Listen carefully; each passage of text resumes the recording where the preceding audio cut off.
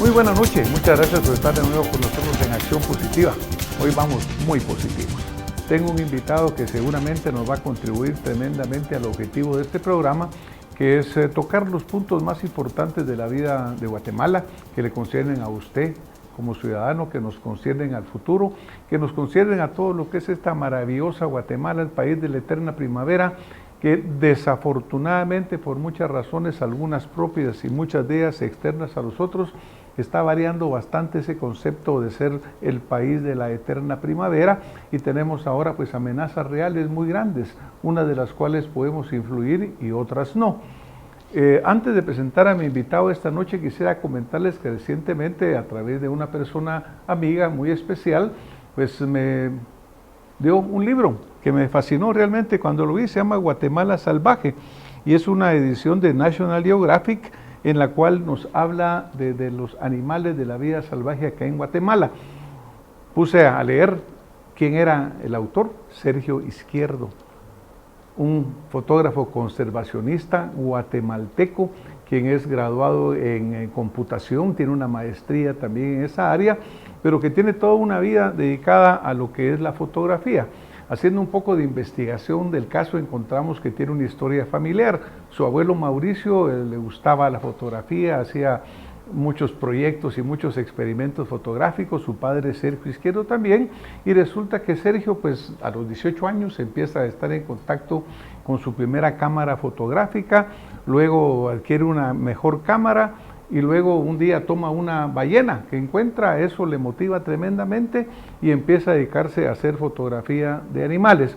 Pero yo creo que mejor les voy a presentar a Sergio Izquierdo para que él nos cuente un poco más. Sergio, bienvenido a Acción Positiva. Muchas gracias por la invitación y muchas gracias por el espacio. Para nosotros es un verdadero gusto, Sergio, y una felicitación no solamente por este libro de Guatemala Salvaje, sino que hemos encontrado aquí en la revisión de su hoja de vida que usted tiene una tremenda aporte que ha sido transmitido a través de National Geographic. Entiendo que es usted el fotógrafo latinoamericano que más contribuciones hace en National Geographic. Eso obviamente habla de su capacidad, de su dedicación a este campo. Cuéntenos un poco. Yo hice un muy breve recorrido de cómo empezó usted con la cámara. Tiene bastante información. Bueno, como usted había comentado, bueno, yo me gradué de computación con maestría de la Universidad del Valle. Y a los 18 años vino mi primo de Holanda, lo fui a pasear por toda Guatemala y subimos al volcán Pacaya y había un chucho que nos estaba siguiendo, y luego estaba el chucho y el volcán de fondo y el sol atrás y el sol pegándole al perro, y se miraba todo alumbrado, me tiré al suelo, tomé la foto y dije yo, esta onda me gusta.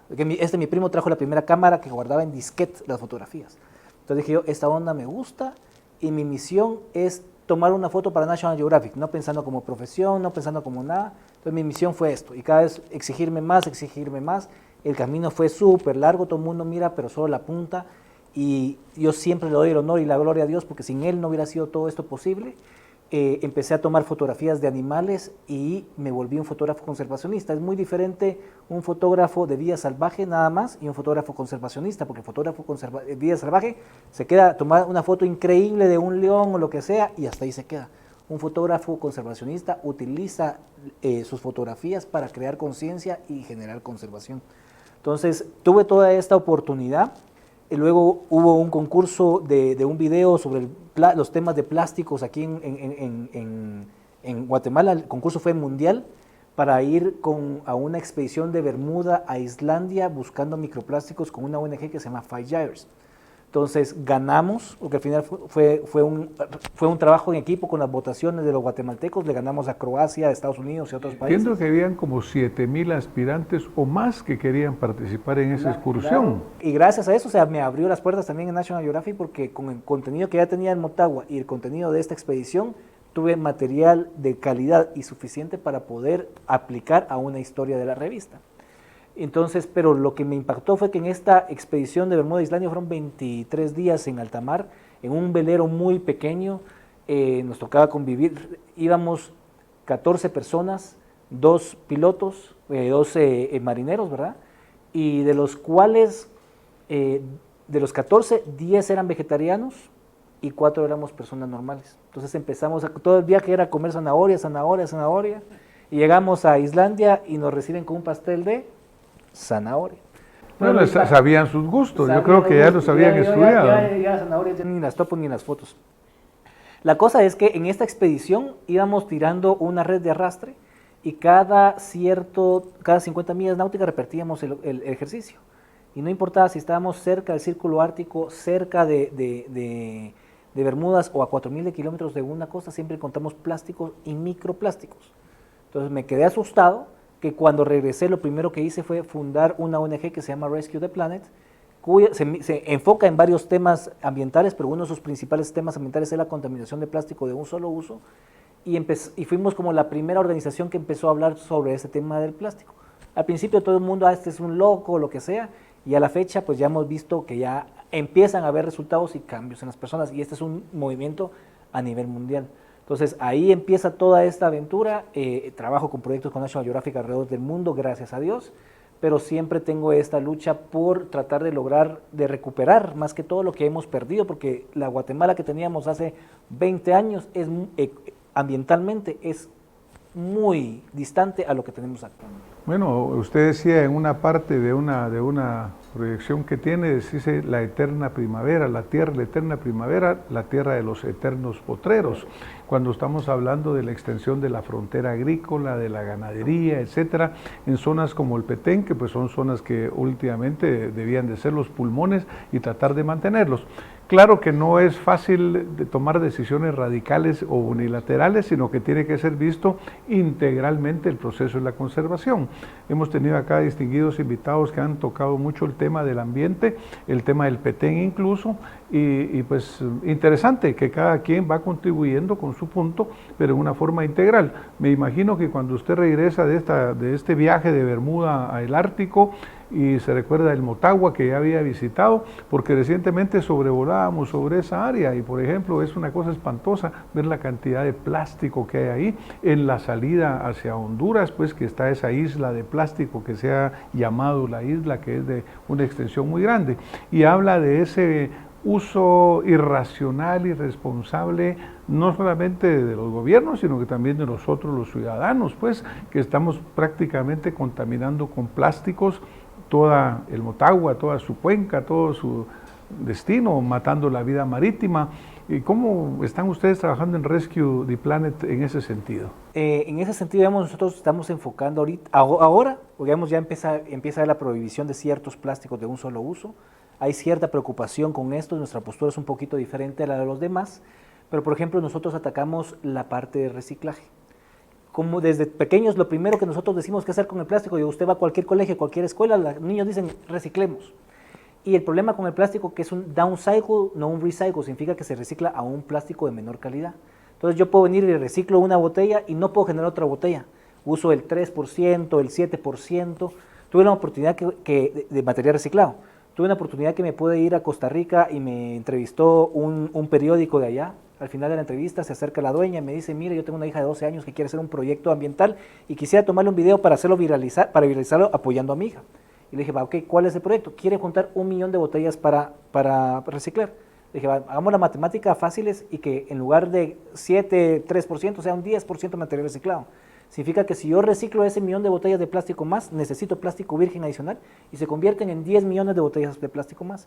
Voy a reciclar esos 10 millones de botellas más, se convierten en 100 millones de botellas de plástico más. Entonces el reciclaje solo nos usa adquirir más materia prima, entonces materia virgen. Entonces todos con el reciclaje estamos llenando de plástico. Y entonces luego, obviamente el reciclaje hay que hacerlo, pero no como la primera opción. A veces, digamos, reciclamos y hacemos los pelos de las escobas, pero eso ya no vamos a poder volver a reciclar. Y entonces estamos acostumbrados a una cultura de usar y tirar. Todo el mundo dice, ¿y ahora qué hacemos? Pero hay tanto que hacíamos antes que podríamos seguir haciendo. Solo es el asunto de poder volver a bajarle el mosh, como decimos en Chapín, al asunto del plástico. Entonces primero nosotros agregamos una R+, que es el rechazo, luego reduzco, luego reuso y reciclo. Reciclo va hasta de último. Uno piensa que, ay, sí, tiro mi basura al basura a su lugar, llega al basurero, el basurero se lo lleva al basurero a la zona 3, el basurero a la zona 3 se lava con los drenajes, se genera río Las Vacas, se conecta con el Motagua y son kilómetros para la izquierda y para la derecha y para adentro del mar lo que se contamina. O sea, nosotros contaminamos Honduras, contaminamos hasta toda la bahía de La Graciosa, todo eso parte de Izabal, y es porque nosotros no paramos de usar. Dicen, prohibamos el Europort, las pajillas y las bolsas, pero uno va ahí y lo que más hay son botellas PET y otras cosas. Entonces, nosotros no luchamos contra el plástico en general, ¿verdad? Porque es un gran beneficio, los aviones pesan menos y todo el asunto, pero es el plástico de un solo uso. Y la otra problemática que hay, que nosotros vamos a atacar, es el bioplástico. Este nuevo acuerdo que acaba de salir es una carta abierta para el ingreso de esta industria nueva que se llama bioplástico.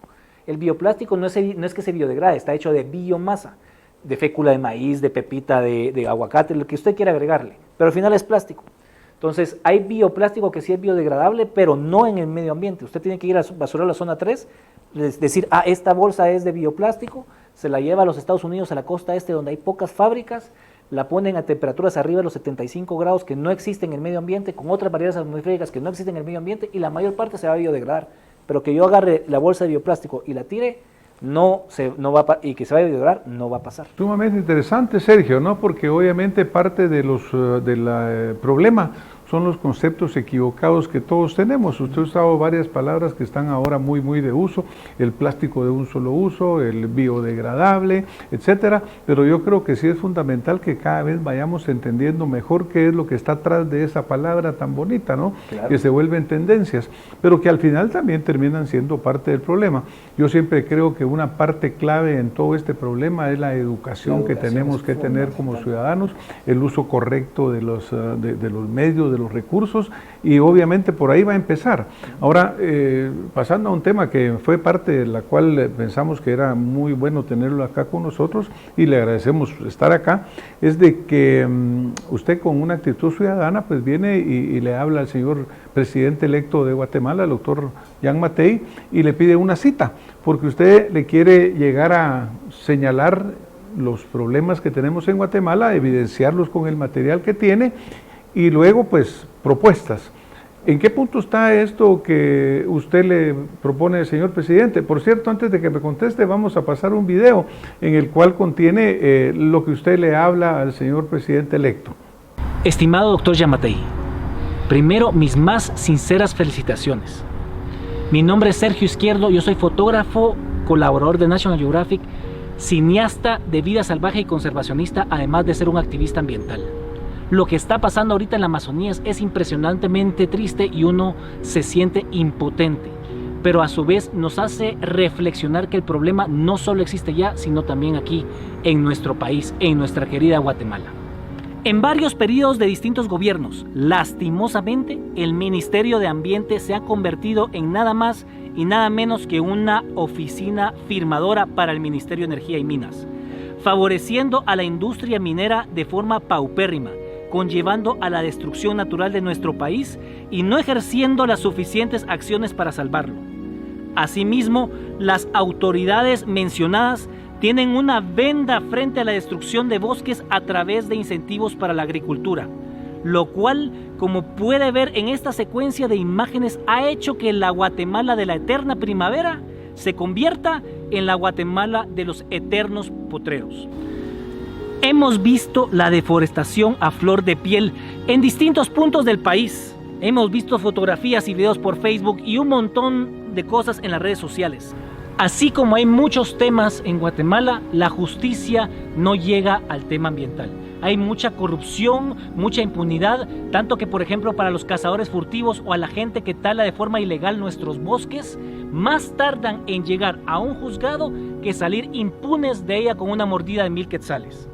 No hay consecuencias de peso para estos delitos y no hay una auditoría que pueda frenar todos estos problemas. Hay demasiados problemas ecológicos en nuestro país.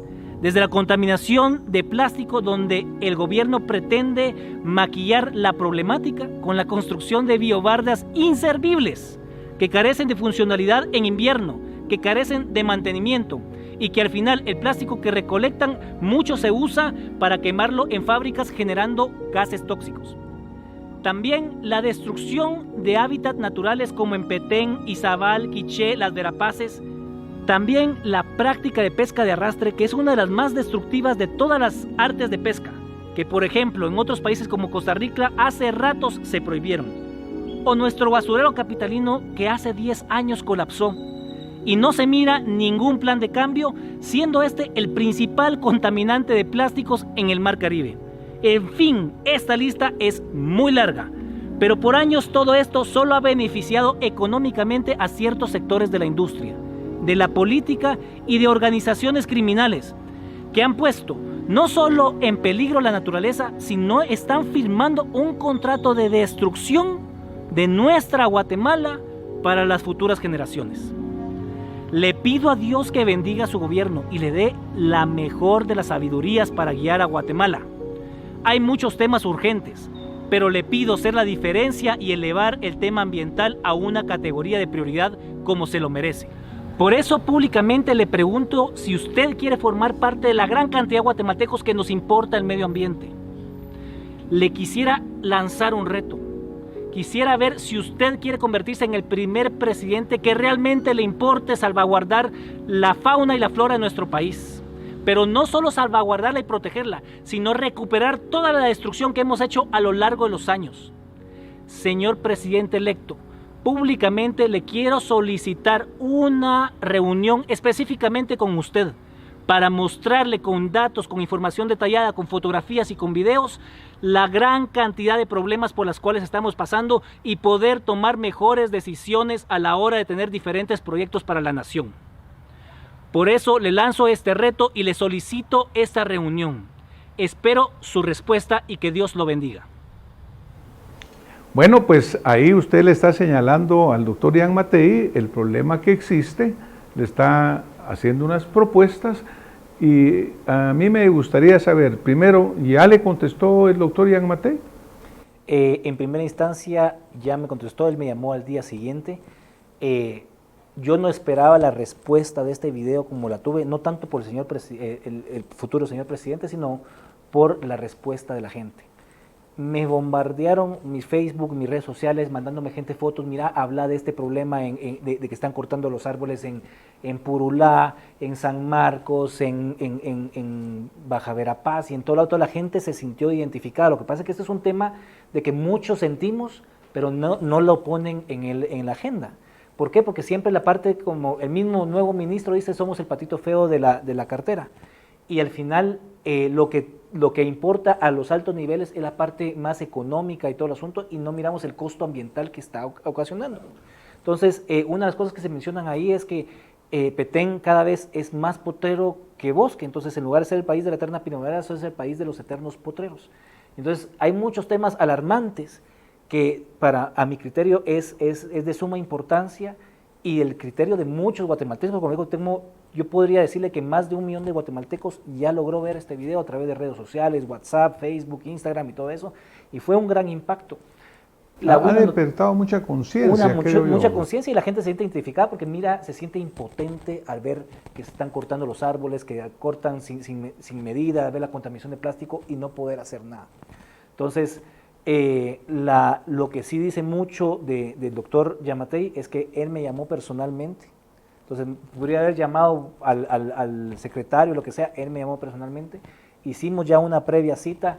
La cita fue el problema que pusimos la cita cuando recibió las credenciales. Luego él se fue a los Estados Unidos. Luego, posteriormente, yo tuve una actividad en Grecia con la revista National Geographic.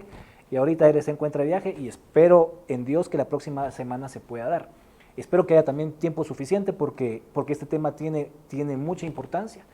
Y así como le estoy mencionando ahorita datos estadísticos y todo eso, acompaño con fotografías, porque no es lo mismo que le diga yo, mire, tenemos 10 toneladas de plástico en las playas de Guatemala, a que mire la foto y se impacte. Claro, y una fotografía, una imagen habla mal que muchas palabras. Más que muchas palabras, y esa la idea es, más que todo, es buscarle proporción, como darle propuestas, pero también sensibilizarlo para que realmente le importe y lo pueda manejar, no solo en el Ministerio de Ambiente, sino que cuando tome decisiones a nivel nacional la pueda tomar. Claro, y ahí es importante, Sergio, también diría yo, pues como un aporte que se nos ocurre acá, sería también que esta misma acción se llevara, por ejemplo, con el presidente del organismo legislativo, del organismo judicial, pues porque ellos son los que hacen las leyes existen, algunas se aplican, otras no, otras se pueden mejorar, y el organismo judicial para el cumplimiento, es decir, que tal vez el Ejecutivo Ejecutivo es uno de los brazos del Estado,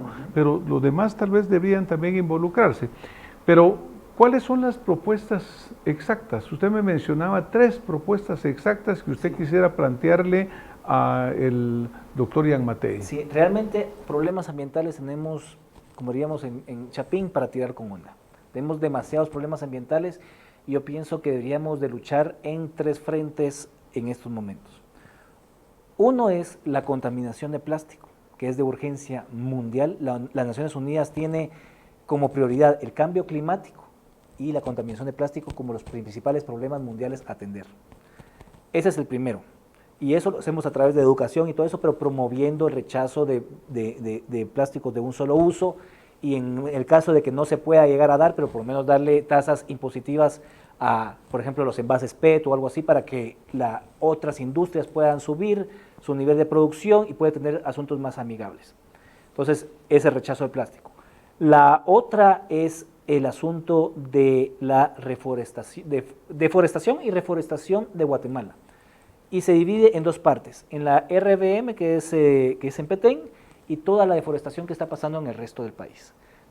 El asunto, ahí vienen propuestas como, por ejemplo, se le quiere decir que se hagan más incentivos en asuntos forestales que en asuntos de agricultura, porque regalan sacos todos los años para la gente, para sembrar maíz y todo eso, pero puede ser más productivo tener manejos forestales manejables, sostenibles, renovables, que estar solo sembrando maíz. Entonces la gente incluso puede ganar más dinero, tener mayor ingreso reforestando y aprovechando recursos del bosque. Entonces ahorita hay una tala inmoderada, es triste porque ni siquiera hay control con DIPRONA, no hay suficiente control en ningún momento. Otra cosa importantísimo es, por más que le guste a la gente o no le guste a la gente que esté de acuerdo o no de acuerdo con el ejército, en Petén ha hecho muy buena labor y necesita aún mayores recursos. Entonces nosotros podemos alegar de los recursos que hay, pero el problema es que en Petén no hay ingobernabilidad. Entonces tenemos, por ejemplo, el Petén se va a dividir en 2 partes. La parte donde está la parte oeste y la parte este. En la parte oeste, donde está la Laguna del Tigre, hay ciertas propuestas que les voy a resumir, y en la parte del otro lado, donde están las concesiones forestales, es el apoyo a las concesiones forestales. El tema de las concesiones forestales, yo como ambientalista, yo al inicio podría decir, sí, lo mejor es que la selva está intacta y nadie la toque, ¿sí? Pero es muy fácil hablar de conservación con el estómago lleno. Aquí desde Guatemala, en una posición cómoda, puedo ir al supermercado o al mercado y tengo todo accesible. Pero estando ya en el asunto de Petén, sin la gente no tiene que comer, ellos tienen que ver qué hacen, depredan los bosques o lo que sea. Entonces ahí es donde viene la parte de sostenibilidad. Sostenibilidad es que yo no voy a comprometer los recursos de mis futuras generaciones con lo que yo voy a consumir actualmente. Entonces, existen estas concesiones forestales donde agarran ramón, chate y otras cosas, y sí cortan árboles, pero cortan un árbol, por ejemplo, en 100 hectáreas y de una forma manejable, y esa área ya no la van a poder volver a tocar en 35 años después. Entonces, uno mira, sobrevuela las concesiones forestales y el impacto de deforestación es casi 0. Es más, hay más reforestación porque ayudan a la prevención de incendios y todo eso. Está el proyecto del Mirador, que está cubierto gracias a que están las concesiones a la par. No pueden llegar toda esta depredación al Mirador, por ejemplo. Y sin embargo es una zona también un poco amenazada por la frontera, ¿no? Por la frontera norte, porque ahí no hay concesión, sino que está la frontera norte donde están entrando mexicanos que están cortando árboles para llevar, o sea, es impresionante. Entonces, el asunto es que las concesiones van a caducar en 1 año y medio o algo así, y es importante la renovación, porque si no va a pasar exactamente lo que está en la Laguna del Tigre. Vamos a la Laguna del Tigre. Laguna del Tigre, por ejemplo, es una tierra de nadie, uno va sobrevolando, es como que hubieran agarrado Tikal y lo hubieran depredado, hubieran puesto fincas y ganaderos y un montón de cosas, pistas clandestinas y todo lo que todo mundo sabemos, no es ningún secreto. Entonces ahí lo que se propone es, por ejemplo, hacer diferentes alternativas de ir expropiando otra vez las propiedades, mostrar, eso ya lo está haciendo, por ejemplo, WCS, sacar el ganado, como fue, por ejemplo, en el gobierno de Otto Pérez Molina, sacaron el ganado, entonces se fue recuperando las tierras, pero al sacar el ganado no les dieron seguimiento y a los 3 meses empezó otra vez a entrar el ganado ilegal a todos esos lugares. Entonces ahí hay otro asunto. Y posteriormente la otra línea de acción a la cual le queremos entrar es a la en el Pacífico Sur, es a la creación de áreas protegidas marinas y a la cancelación de las licencias de pesca de arrastre. De todas las pescas, la peor que hay es la de arrastre. ¿Por qué? Porque ellos arrastran una red, destruyen el lecho marino, el corales, matan delfines, tortugas, y agarran de todo lo que pescan, agarran como el 5% y el 95% lo vuelven a tirar medio muerto o muerto al mar de regreso. Países como Costa Rica creo que ya Costa Rica ya lo canceló, prohibieron. Ya lo prohibieron, y en otros países del mundo, y entonces esa parte donde pasó el arrastre, 50 años después, sin mucho el 25% se puede llegar a recuperar. Entonces, podríamos pensar, en lugar de estar agarrando camarones de esa forma, mejor a esas personas que están haciendo, ponerles unas fincas de camaroneras y que ahí generen su camarón sin tener este impacto. Y el problema también que hay una sobrepesca y no hay una pesca manejada. Entonces, la cantidad de peces que hay en el mar se está bajando en unas cantidades industriales, tanto que ahora hasta pescan tiburón martillo bebé, o sea, crías de tiburón martillo, porque al final le quitan las aletas y lo van a vender en el mercado como pescado corriente. Este tiburón está en peligro de extinción, y al pescarlo tan pequeño no le permite terminar su ciclo y poder desovar y generar más población. Entonces cada vez hay más demandas de diferentes pescados, tienen que ir más adentro, gastar más recursos y el precio obviamente va a subir. Y eso es porque no se ha manejado esto. Habría que establecer zonas de veda, fechas, temporadas. No me acuerdo si es el 15 o el 20% como mínimo que hay tratados donde se dictamina que Guatemala está en esos tratados, que por lo menos ese porcentaje de reservas marinas hay de haber. Y no está ni siquiera el 2% de zonas marinas están hechas en Guatemala. O sea, un pedacito en Monterrico, un pedacito en Zipacate, pero no hay nada adentro, y eso es parte de lo que hay que hacer. Claro, está el SECOM en Monterrico y hay algunas otras ahí. Bueno, pues sumamente interesante, Sergio, y obviamente me imagino que ustedes tienen también un documento que define estos puntos que usted nos menciona. Sí. Desafortunadamente, pues en el proceso eleccionario recién pasado, en los procesos eleccionarios anteriores, incluso en los gobiernos, no ha habido una política definida ambiental. Hay una serie de leyes, indudablemente, muchas de ellas probablemente no integradas y algunas interfieren con las otras, mucha burocracia también en la cual no es efectiva, tal vez la ley se aplica arriba, pero los recursos no llegan verdaderamente a los que están trabajando en el campo. Usted menciona, no hay una supervisión por parte de los que tienen que estar viendo que no estén violando las leyes. En fin, se requiere una buena reingeniería, en parte de lo que ya está hecho y en parte de lo que hay que hacer. Así que bueno, pues perfecto, esperamos que tanto el señor presidente electo, Jean Mattei, reciba, escuche, y también le reitero nuestra idea de que realmente debería también llevarse este mensaje al organismo legislativo, a su presidencia, al organismo judicial, para que sea una parte integral.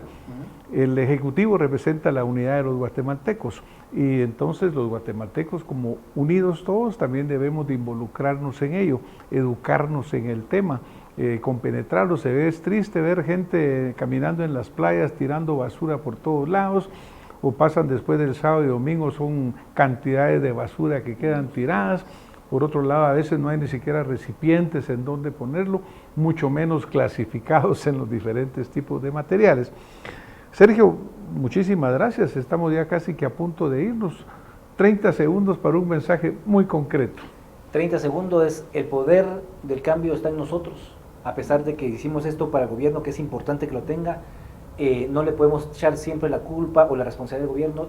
La responsabilidad ambiental siempre empieza de nosotros, y empieza a través del amor al nuestro y amor al prójimo y a las futuras generaciones. Muchísimas gracias, Sergio. A ustedes que nos han acompañado esta noche, creo que ha sido muy fructífera, muy positiva. Hemos aprendido mucho de la vida y trayectoria de una persona que ama Guatemala, que ha contribuido, que tiene una proyección mundial, que ha llevado nuestra fauna a ser conocida, nuestro paisaje, y que además sigue participando en el desarrollo de esas políticas y propuestas para que Guatemala cada día sea mejor.